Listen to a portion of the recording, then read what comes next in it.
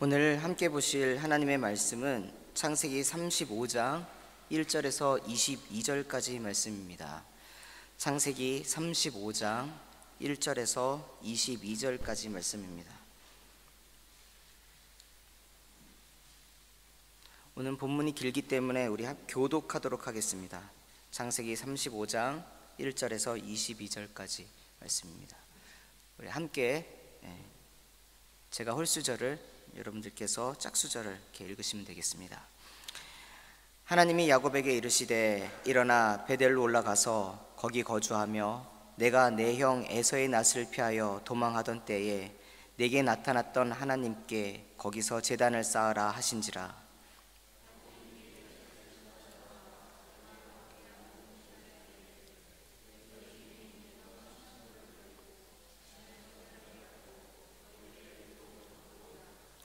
우리가 일어나 베델로 올라가자 내 환난 날에 내게 응답하시며 내가 가는 길에서 나와 함께 하신 하나님께 내가 거기서 제단을 쌓으려 하노라 하매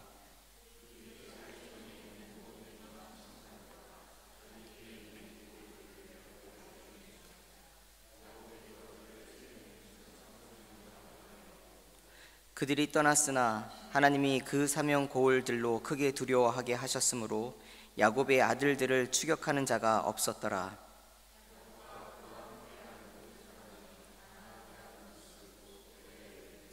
그가 거기서 제단을 쌓고 그것을 엘 베델이라 불렀으니 이는 그의 형의 낯을 피할 때에 하나님이 거기서 그에게 나타나셨음이더라.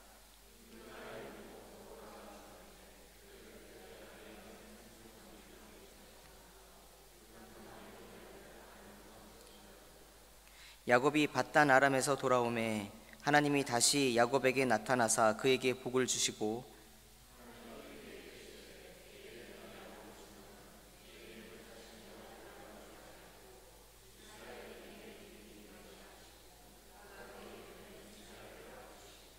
하나님이 그에게 이르시되 나는 전능한 하나님이라 생육하고 번성하라. 한 백성과 백성들의 총회가 내게서 나오고 왕들이 내 허리에서 나오리라.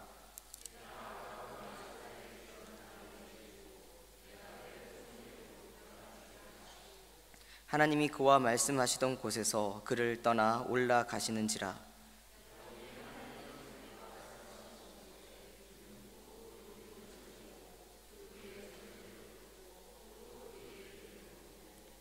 하나님이 자기와 말씀하시던 곳의 이름을 베델이라 불렀더라.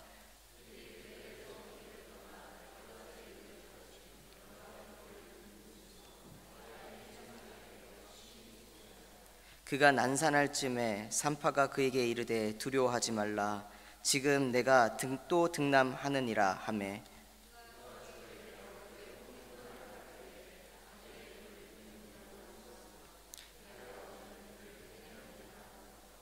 라헬이 죽음에 에브랏 곧 베들레헴 길에 장사되었고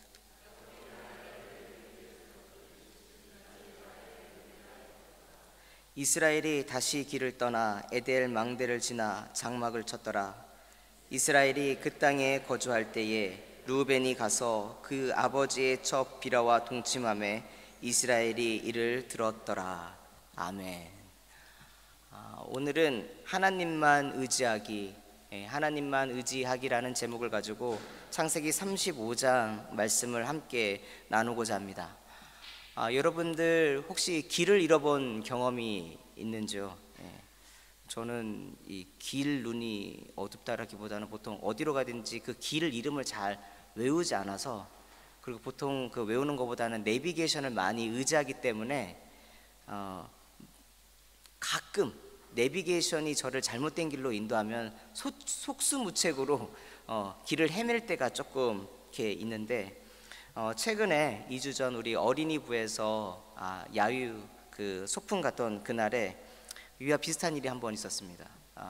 그 어린이집 놀이터, 실내 놀이터에서 우리가 같이 점심을 먹으려고 햄버거집을 가기로 했는데 거리는 약 8분 정도 거리에 있었어요, 차로.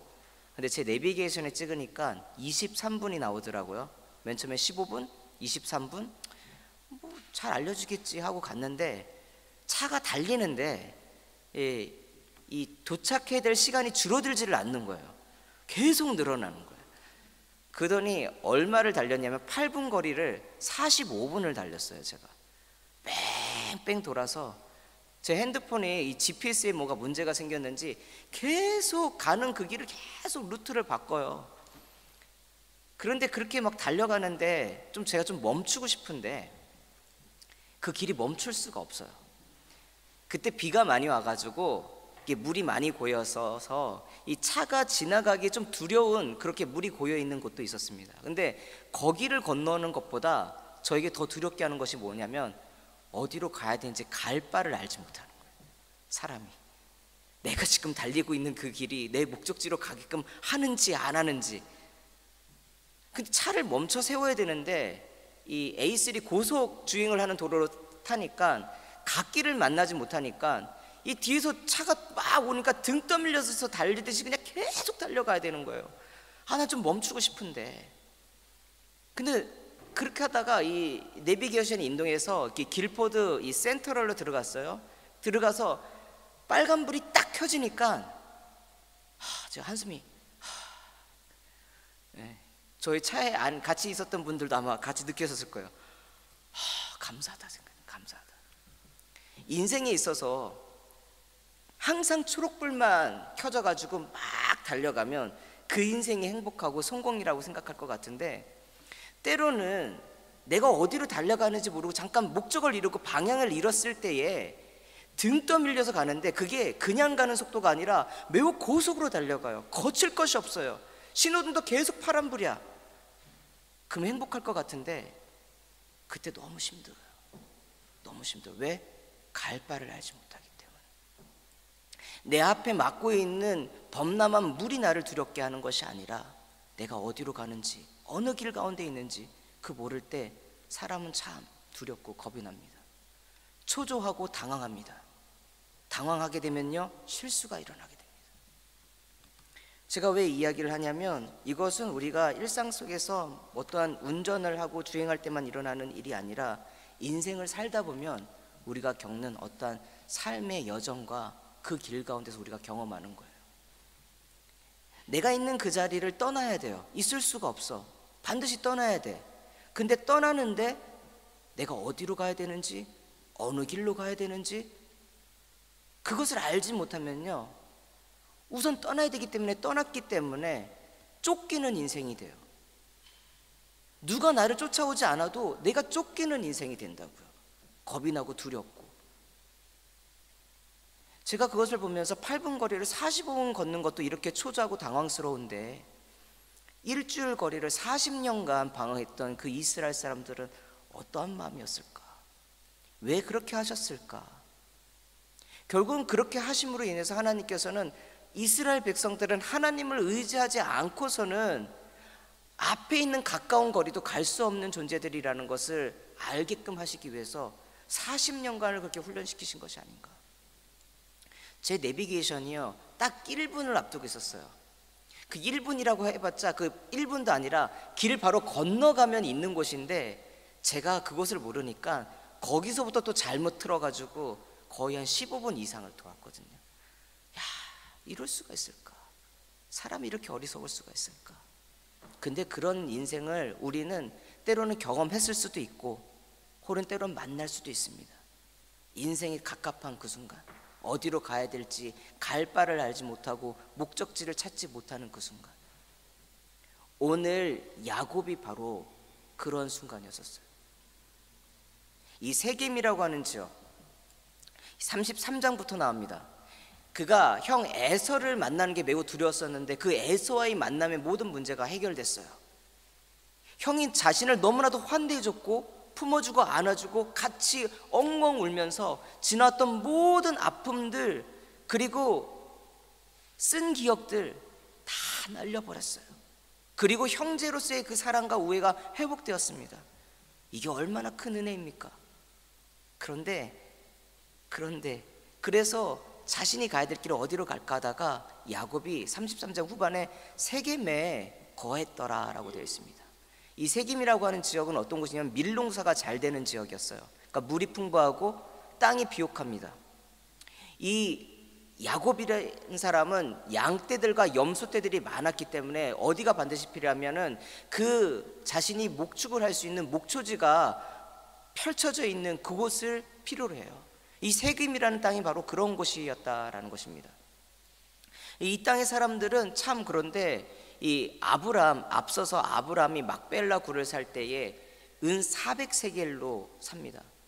우리가 덤탱이 썼다고 하는데요, 이 이스라엘 이 성경 안에 나와 있는 모든 땅 매매 중에서 가장 비싸게 산 계약이 바로 아브라함이 자신의 아내 사라를 묻을 때 샀던 그 막벨라 굴이에요. 근데 오늘 그 33장에 그 야곱이 그곳에서 땅을 샀다고 했을 때 새로운 화폐 단위가 나오는데 캐시타라는 단위예요. 이 단위가 세겔보다 화폐 단위가 큰지 작은지는 알 수가 없는데, 문맥상으로 비교해 봤을 때는 어떤 의미냐면은 그 100세겔타로 산 그 땅이 아브라함이 400세겔로 산 땅보다는 매우 저렴한 값이며 더 많은 영토였다라는 것을 알려주는 거예요. 그러니까 이 세겜 지역에 있는 사람들, 이 땅을 판 하몰이라고 하는 사람은 이 야곱이 거기서 편하게 거주할 수 있는 모든 여건을 프렌들리하게 제공했던 사람들입니다.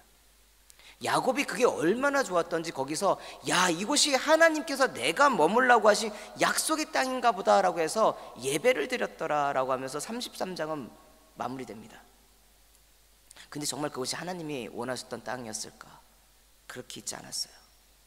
사고가 터집니다. 34장에 무엇이냐면 자신이 사랑하는 딸이 있는데 그 지역에, 그 세겜 지역에 있는 자신 또래에 있는 여자아이들이 어떻게 노는지를 구경하러 갔다가 그 세겜 지역의 추장인, 이름도 세겜이에요, 하몰의 아들 세겜에게 겁탈을 당합니다. 그 가슴 아픈 이야기를 야곱이 들었어요. 근데 야곱의 현실은 무엇이냐면 아무것도 자신의 딸을 위하여 해줄 수 있는 게 없어요. 너무 화가 나는데, 분노하는데, 자신은 이방인이기 때문에 그 땅의 법의 보호를 받지 못하고요, 법의 보호를 받을 수 있다 한들 하몰의 가문은 그 지방의 법을 초월하는 존재들입니다. 복수를 할 수가 없어요. 가슴은 아프고. 근데 그렇게 되다 보니까 딸도 위로하지 못하고, 아빠가 또 그렇게 침묵하고 있으니까 이 야곱의 아들들은 아버지가 너무나도 무기력해 보이고 분노하지도 않고 화내지도 않고 뭔가 대책도 수립하지 않으니까 막 아버지를 향한 불신이 막 차고 오릅니다. 그러던 중에 하몰의 그 아들 세겜이 이 디나를 너무나도 사랑했다, 성경에 보면 마음이 동했다, 마음이 거기에 닿다라고 원어적인 해석이 그렇게 나오거든요. 그 디나를 자신의 아내로 너무 삼기를 원했기 때문에 자신의 아버지를 설득을 해요. 아버지, 저 여인을 내가 아내로 삼고 싶어요. 아버지가 날 도와주세요. 그래서 하몰이 등장을 합니다. 볼 때에는 여기서 참 놀라운 일이 있어요. 옛날이나 지금이나 다를 바가 없어요. 이 하몰은 와가지고 세겜과 함께 왔을 때 무엇부터 했어야 되냐면 이 디나가 어떤 상처가 있는지, 물론 이 세겜이 자신이 그런 잘못된 일을 하고 난 다음에 디나에게 위로를 했지만, 그러나 하몰이 그 가문의 대표로서 자신의 아들이 무엇을 잘못했는지 사과를 하고 용서를 구하는 일을 했어야 되는데 그렇게 하지 않아요. 왜냐하면 자신은 그렇게 할 필요가 없거든. 용서를 구할 필요가 없이 살아왔었기 때문에 뭐라고 얘기하냐면 그 모든 것을 다 제외하고 내 아들이 당신의 딸과 결혼하고 싶다고 하니 내가 당신에게 이 세겜 지역에서 거주할 수 있는 거주권, 그렇잖아요. 우리가 비자 갖고선 살다 보니까 영주권, 시민권, 이게 얼마나 큰 힘이 있다는 걸 알게 되잖아요. 거주권을 주겠다, 땅을 주겠다, 나는 보장하겠다, 너의 안전을 보장하겠다라는 제안을 합니다. 그리고 하몰의 아들 세겜은 당신의 딸이 얼마를 나에게 요구한, 당신이 그 딸을 나에게 주는데 그 지참금을 얼마를 요구하든지 내가 그 돈을 다 지불하겠습니다.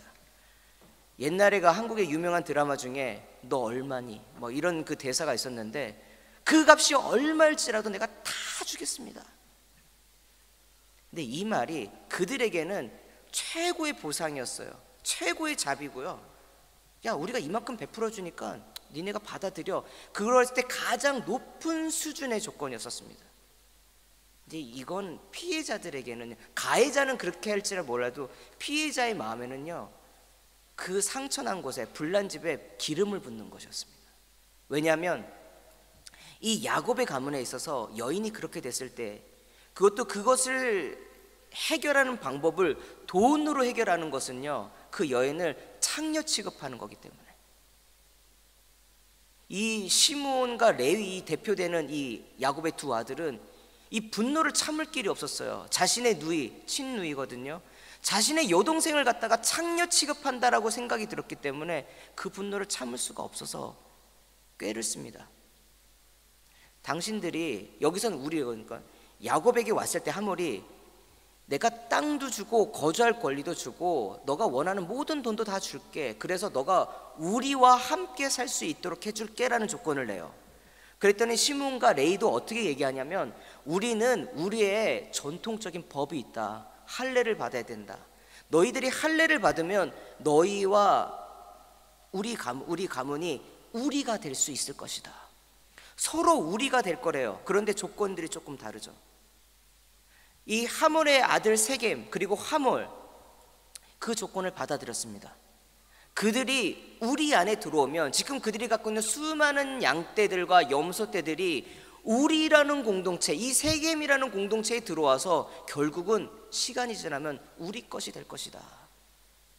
우리는 더 풍요롭게 될 것이다 라는 조건으로 그들을 설득해서 세겜에 있는 모든 남자들이 할례를 합니다. 할례를 하고 고통이 가장 심한 3일째 밤이 된 날, 시므온과 레위는 칼을 들고 그 성을 습격해서 거기 있는 모든 남자들을 살해합니다. 그때 시므온과 레위뿐만이 아니라 누군지는 잘 모르겠지만 야곱의 아들들이 함께 그 일을 행했다라고 성경은 기록하고 있어요. 그러면서 34장 끝에 보면은 야곱이 끝까지 침묵합니다. 하다가 죽이고 난 다음에 한 말이 있어요. 그것이 뭐냐면 34장 30절 말씀인데요, 제가 읽겠습니다. 야곱이 시므온과 레위에게 이르되 너희가 내게 화를 끼쳐 나로 하여금 이 땅의 주민 곧 가나안 족속과 브리스 족속에게 악취를 내게 하였도다. 나는 수가 적은즉 그들이 모여 나를 치고 나를 죽이리니 그러면 나와 내 집이 멸망하리라. 이게 무슨 얘기냐면, 피해 복수라는 게 있어요. 그 가나안 지역에 있어서 이 형제되어 있는 부족이 만약에 그런 이 어떤 공격을 받게 되면 같이 동맹을 맺고 있는 부족들이 일어나 가지고 복수를 하는 거예요. 복수를 하지 않으면 그들이 당하는 지금의 그 재난이 자신들에게도 임한다라는 그런 신앙이 있었고 전통이 있었기 때문에 자신들이 살기 위해서는 연합한 부족들이 그런 일이 받으면 복수를 해야 되는 거예요. 그러면 지금은 야곱의 가문은 어떻습니까? 가문이에요. 그냥 한 가족일 뿐이라고요. 이 민족이 일어나고 동네가 일어나면 어떻게 그것을 감당할 수 있겠습니까? 그러니 야곱은 염려를 하는 거예요. 왜냐하면 가장이니까, 아버지니까 그 책임이 나에게 있는 거예요. 너 때문에 내가 지금 이 책임질 수 없는 이런 상황까지 되지 않았냐라는 거예요. 근데 아들의 입장에서는 뭐예요? 아버지가 아버지만 생각하는 거예요. 아버지만. 너희들 때문에 내가 이런 피해를 대었고 나로 하여금 이런 가나안 족속들로부터 도망자가 되게 만들었으며, 나는 지금 세력이 약한데 그들이 모여서 나를 치고 나를 죽이고 나와 내 집을 멸할 것이다. 이 모든 관점이 나에게만 있는 거예요. 야곱이 얼마나 그 얘기를 10번 할 때 시몬과 레위가 너무 황당했어요. 아버지 딸 디나 좀 봐봐요. 아버지 아들들 좀 봐봐. 아버지가 지금 그게 할 말이에요. 야곱이 지금 집안에서 이 권위도 떨어지고 신뢰도 떨어지고 뭔가 아무것도 할 수 없는 딱 고립되어 있는 상황으로 왔어요. 근데 이 상황이 누구 때문에 왔는가? 그는 고민해야 되는 상황이죠. 왜 이렇게 왔을까? 자신의 삶을 돌아봤을 거예요. 세겜으로 왔을 때에 자신은 그 땅이 풍요로운 땅이기 때문에 하나님이 나에게 주신 땅이다라고 생각을 했는데 하나님은 그 응답을 해주신 적이 없거든요. 자신의 결정이었어요. 자신의 결정. 자신의 눈에 보기에 야, 이 땅이 하나님이 주신 땅이다라고 생각한 거지 하나님이 주신 게 아니었다고. 자신 혼자 판단하고 하나님 감사합니다, 하나님께 예배를 드린 거였지 하나님은 어디로 가라고 했어요? 약속한 땅 베델로 돌아오라고 했는데 야곱은 그걸 생각하지 않았던 자신의 모습을 생각하게 됐고요. 물론 디나에게도 책임이 있어요. 오빠들에게도 얘기하지 않고 홀로 아무런 어떤 대책 없이 그렇게 갔다가 그런 일을 당하니까 그 책임에 대한 부분도 디나에게 어느 정도는 책임감이 있고, 그리고 그렇다고 해서 수많은 사람들을 복수하며 죽였던 그 시몬과 레위, 이 수많은 이 감당할 수 없는 이 사건들, 이 실수라고 하기에는 이 모든 것이 겹쳐져서 이루어진 이 종합 선물과 같은 이 나쁜 상황, 풀 수가 없는 거예요. 어디로 가야 될지, 지금 떠나야 돼요. 세겜을 떠나야 되는데 어디로 가야 될지, 어느 길로 서야 될지 진짜 모르는 상황이 바로 이 야곱의 상황이었다는 것입니다. 여러분, 이런 상황이 되면 우리 어떻게 될까요? 근데 이런 상황 속에서요, 내가 생각하지 못했는데 누가 우리를 부르시냐면 하나님께서 부르셔요. 오늘 우리 읽은 35장 1절 말씀 우리 함께 보도록 하겠습니다.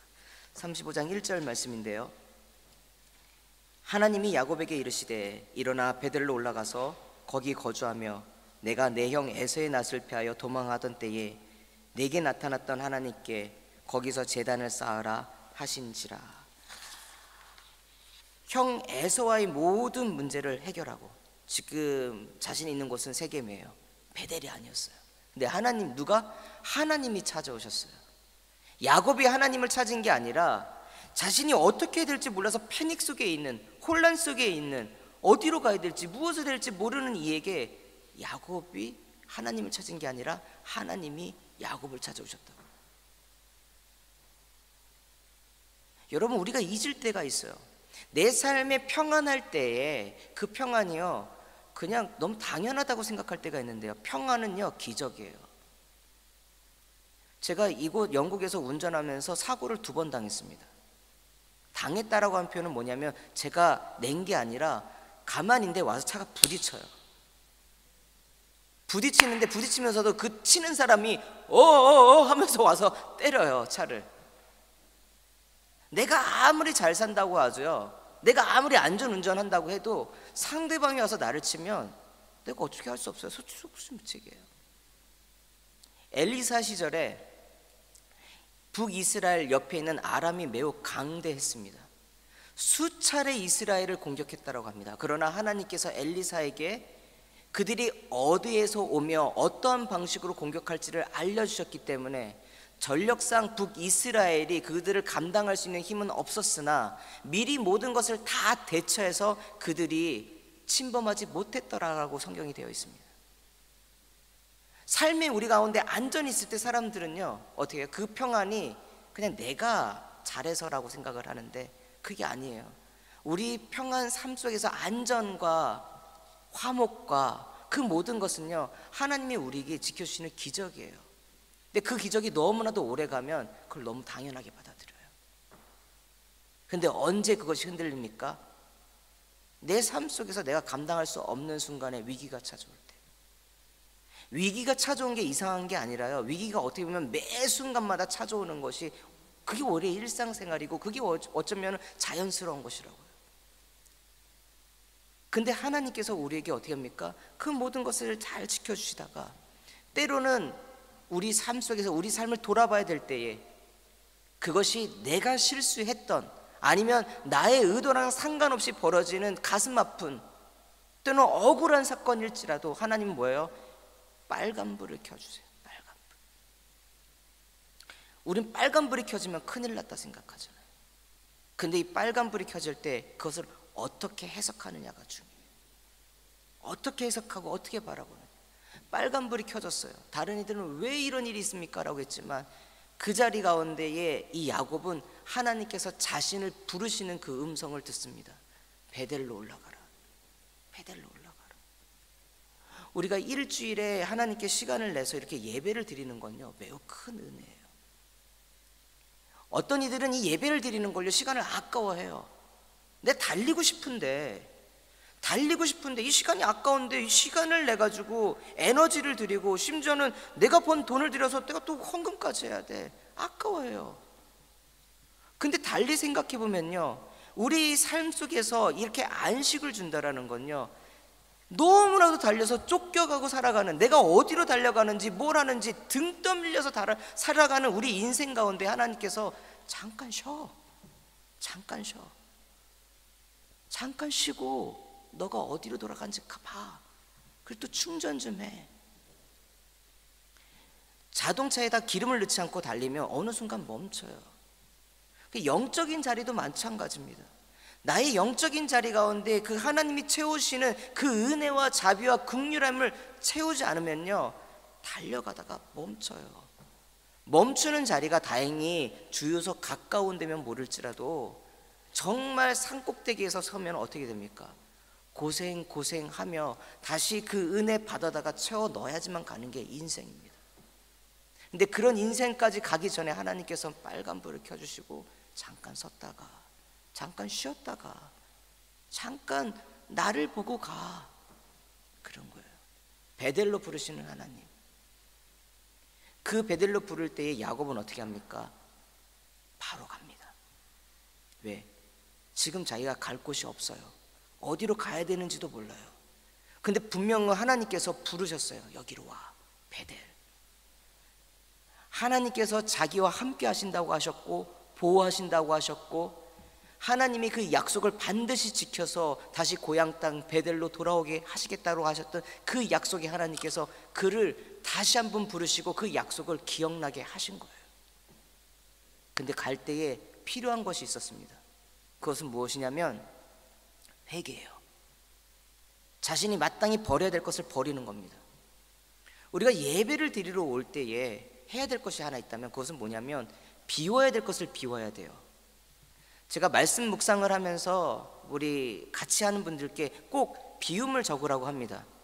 말씀을 보기 전에 내가 내 머리를 가득 채우고 있는 그 모든 생각들을 비워야 돼요. 야곱이 그렇게 합니다. 이제 베델로 올라갈 거야. 그러니 너네들 몸을 정결케 하고 의복을 깨끗이 입고 너네들 하나님 앞에 불필요한 모든 거짓된 것들, 우상들 다 버려라. 쏟아져 나왔어요. 그 집에서. 야곱도 놀랬을 거예요. 야, 우리 이렇게 많았을까? 나도 정신 차리지 못하고 살았지만 내 가족이, 내 식솔들이 이렇게까지 우상이 많았나? 심지어 뭐까지 나옵니까? 자신의 장인 라반이 자신을 죽이려고 찾으러 왔을 때에 그 구했던 드라빔도 갑자기 등장을 하는 거기에. 야, 이것까지 있을 줄 몰랐는데. 비워야 돼요. 하나님께 예비를 드릴 때. 근데 모든 온갖 것들, 마음들 다 가지고 오면 어떻게 됩니까? 채워질 것이 없죠. 빨간불이 켜지고 하나님께 가는 그 자리 가운데 뭐예요? 그 은혜와 자비와 하나님의 계획하심을 누리기 위해서 비워야 돼요. 근데 언제 비울 수 있어요? 사람이 내 힘으로 아무것도 할 수 없을 때는 시키지 않아도 비워요. 신기해. 좀 미리미리 비워라. 우리가 그러잖아요. 운동도 미리미리 해야지 건강하고 챙기고 한다고 하는데 다이어트도 마찬가지죠. 미리 불필요한 체중들을 줄여야 되는데 어떻게 해요? 병이 걸려서 의사가 이렇게 하면 큰일 납니다. 줄여야 됩니다. 빼야 됩니다. 그럼 그때 가서 빼잖아요. 근데 그때 가서도 빼기 힘들어. 왜냐면 살았던 삶이 있기 때문에, 먹던 음식이 방식이 있고 내가 좋아하는 음식이 있기 때문에 힘들어요. 그런데 자신이 목표가 뚜렷한 애들은 우리 청소년들 보니까 10대들이라도 하더라고요. 퍽퍽한 닭가슴살 먹더라도 먹어요. 막 흰빵 먹지 않고 곡물로 된 빵 먹고요. 가능하면 자기 몸에 유익한 것을 한다고요. 왜? 그래야지만 산다고 생각해요. 그러니까 자기가 유익하다고 생각하니까. 비워야 돼요. 비운다는 게 회개예요. 결단을 하고요, 버려야 돼요. 그랬다고요. 오늘 하나님께 나올 때에 이 예배 자리뿐만 아니라 우리 삶으로 드리는 예배의 자리 가운데 저도 마찬가지죠. 버려야 될 게 많이 있어요. 이거 버려야 되는데 하면서 아까워서 못 버려. 우리 이사 다니다 보면 딱 이삿짐을 싸다 보면 내가 생각했던 것보다 짐이 한 3배 정도 많아요. 그렇죠. 집 청소하다 보면 내가 생각했던 것보다 쓰레기가 더 많이 나와요. 왜? 야, 이거 못 버려. 못 버려. 그거 쓰지도 않으면서 1년 내내 입지도 않으면서 옷장에 계속 옷은 꽂혀져 있고요. 그게 우리 삶의 정신도 그렇다고요. 버려야 돼요. 하나님 앞에 불필요한 모든 것들을 버려야 돼요. 이 자리로 가야지 은혜가 일어나요. 맨날 하나님께 달라고 하는데 뭘 비워놔야지 하나님이 주시지. 거기 꽉 채워놓고선 이 지파일로 압축하듯이 꽉 압축해놓고선 뭐를 달라고 하니 주고 싶어도 들어갈 자리가 있습니까? 비워야 돼요. 우리는 비워야 되는 겁니다. 이게 우리 이 시대에 필요한 거예요. 오늘 한국 사회를 보셔요. 코로나19 바이러스 때문에 한국뿐만 전 세계가 지금 시끄러워요. 그런데 놀라운 게 있다면 저는 이거 우리에게 주신 위험의 빨간불이지만 그러나 우리가 잠깐 돌아볼 수 있는 정말 중요한 빨간불이라는 생각을 저는 한번 생각해 보게 됐어요. 왜냐? 신천지가 그렇게 있다는 걸 알았지만 그렇게까지 이렇게 뻗쳐져 있다는 걸 알았습니까? 위기의식 느껴봤어요? 영국에 몇백 명, 그 다음에 세계 곳곳에 중국에 온 데간데 퍼져져 있어요. 근데 그걸 어떻게 합니까? 하나님이 다 드러나게 하셨어요. 드러나게 하셨다고요. 야곱도 보니까 야 이렇게 많았어라고 했잖아요. 알고는 있었는데 내 집에 애들이 우상 섬기는 건 알고 있었는데 이게 이렇게 많았어. 드러나게 하셨어요. 누구도 부인하지 못해. 그럼 우리가 뭐 해야 돼요? 청소해야 돼. 버려야 돼. 근데 못 버려요. 이 사람들이 못 버린다고. 근데 버릴 수밖에 없는 상황으로 모실 때 버려야 돼요. 우리가 해야 될 게 뭐냐면 기도해야 돼요.